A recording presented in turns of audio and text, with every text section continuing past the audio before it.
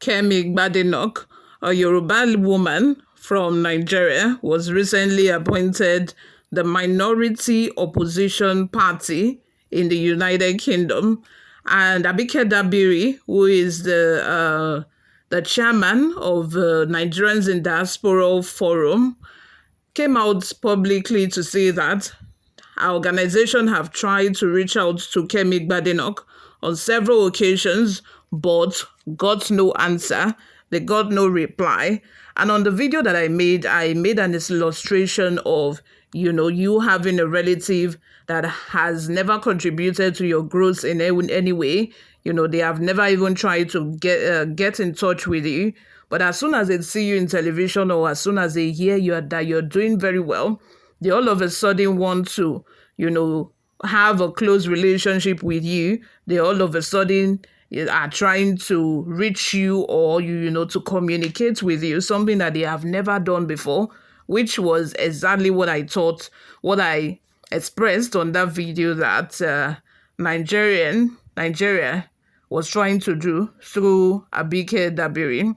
Before we delve right into the details of today's news, I have a lot more details on this video, coming from the former Minister of Aviation, Femi Fani-Kayode. He said a lot concerning Kemi Badenoch, and we'll get to, dissect all of his views on this video. But before we do that, like I said, subscribe to this channel, like this video, also leave your opinions in the comment section as well.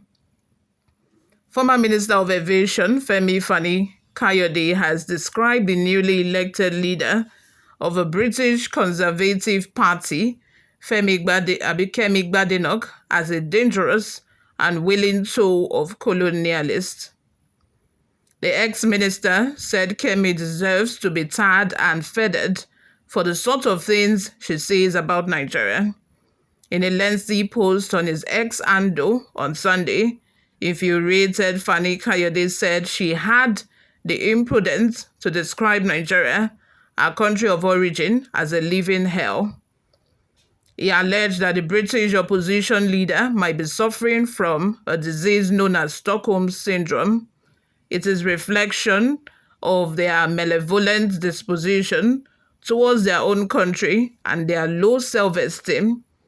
We may have issues as a nation, but we must never support those that denigrate our country for political gain. Kemi sold her soul to the right wing of a British Tory party and sought to put to shame the land of our forefathers just to become their leader. Nothing can be more despicable than that. I have seen many attempts to rationalize our insolence, and none have made any sense. Loving those that hate you and consider you to not only be their inferior, but also subhuman, in my view, is not a virtue, but a vice. The demonization of our country should not be a prerequisite to winning a leadership contest of a political party in a foreign land, and if it is one, cannot expect any self-respecting Nigeria to applaud it. Fani-Kayode continued, Kemi is a vile, cunning, dangerous and willing tool of a colonialist, neo-colonialist and imperialist, and she is everything that any patriotic Nigerian and every Pan-African should despise. Unless and until she purges herself of her contempt, I should continue to regard her in the same light as William Shakespeare's character, Brutus, whose treachery and betrayal was heart-wrenching and whose court was the deepest of all.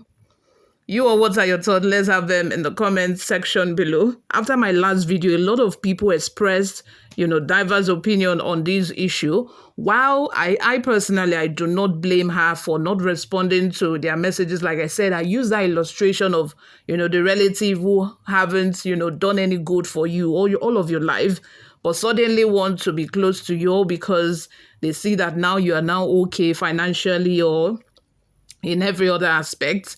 But while I still hold that same view, I think that you shouldn't speak bad or speak ill of your own country or even it might even be your parent or your relative, despite the fact that they were not there for you when you needed them. You shouldn't go out and start speaking ill of them, saying that, oh, everybody knows that might be the actual fact. She's actually spitting facts, but you shouldn't say it to strangers. It might be something that you discuss within your family, like within Nigerians. When you see yourself, you can talk about the problems of your country, solutions, how to provide solutions to them, your leadership problem, corruption, and all of that. We can talk about that within our own family, within Nigerians when we are discussing. But you going to foreigners, you going outside, to leak your family secrets, to talk about your country, to talk about your people with strangers, it doesn't only look bad on your country, it looks bad on yourself as well. Like Femi Fani-Kayode said, you are saying all of this to people that do not even like you like that. That people who colonized your country, at least if we are talking about it, these people are partly the cause of our problems, or the cause of the problems that we are battling with in Africa as we speak. They are the ones who colonized us, stole our resources and all of that. And you are talking about your own home country to those people. Do you think that you will look good? You want to look good. You want them to see you as, oh, she's speaking facts, she's saying the truth, so that with that, you're able to gain ground. They're able to give you, higher positions so that you win, so that you can have your way.